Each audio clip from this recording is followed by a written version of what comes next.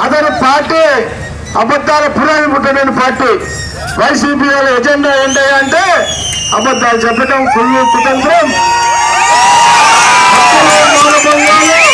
Drugs, గంజాయి, ఇవి వాళ్ళ సిద్ధాంతాలు. కానీ తెలుగుదేశం పార్టీ జనసేనకి ఒక నిర్దిష్టమైనటువంటి సిద్ధాంతాలు ఉన్నాయి. ప్రతి పేదవాడు తినడానికి తిండి, ఉండడానికి ఇల్లు, కట్టుకోవడానికి బట్ట ఉండాలనే లక్ష్యంతో ఏర్పడిన పార్టీ తెలుగుదేశం పార్టీ.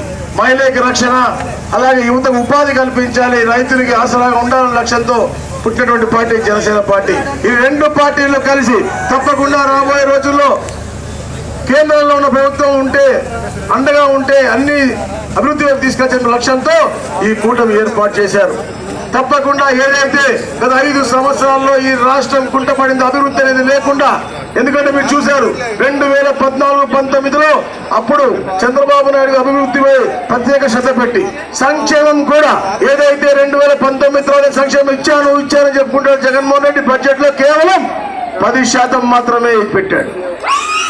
కానీ చంద్రబాబు నాయుడు 19% అభివృద్ధికి ఇచ్చినటువంటి వ్యక్తి.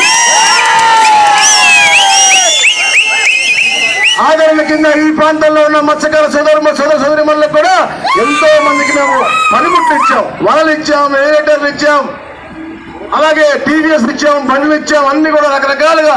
ఎందుకంటే ప్రతి ఒక్క పేదవాడికి కూడా మెరుగైన జీవన పరిమాణాల్లో జీవించే హక్కు ఉందని చెప్పి లక్ష్యంతో ఇచ్చాం.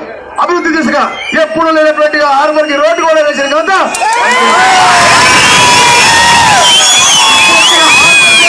2017లో మా ప్రభుత్వం ఉన్నప్పుడు నేను అసెంబ్లీలో క్వశ్చన్ వేసి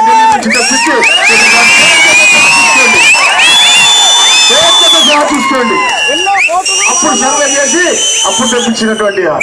అలాగే ఇక్కడ విషయం కాలనీ కానీ ప్రతి కాలనీ కూడా అభివృద్ధి చేయాలని లక్ష్యంతో మాకేమి వేరే ఆశలు లేవు, వేరే సంపాదించాలి కాదు, కేవలం ప్రాంతం అభివృద్ధి చెందాలి. ఈ ప్రాంతం కూడా అగ్రస్థానంలో అయితే అమరావతి పక్కన ప్రాంతాలు అభివృద్ధి చెందుతున్నాయి, అలాంటి ప్రాంతమైన అభివృద్ధి చెందిన ప్రాంతం కూడా నిజాంపట్నం వల్ల ఇది వెనకబడిన ప్రాంతంగా ఉండకూడదు. అలాగే మిత్రులారా, రాబోయేది ప్రజాప్రభుత్వం, మన ప్రభుత్వం. ఎందుకంటే మేనిఫెస్టో అప్పుడే జగన్మోహన్ రెడ్డి దుష్మనిపి చెప్పేశాడు, నేను ఓడిపోయాను, నా వల్ల కాదు.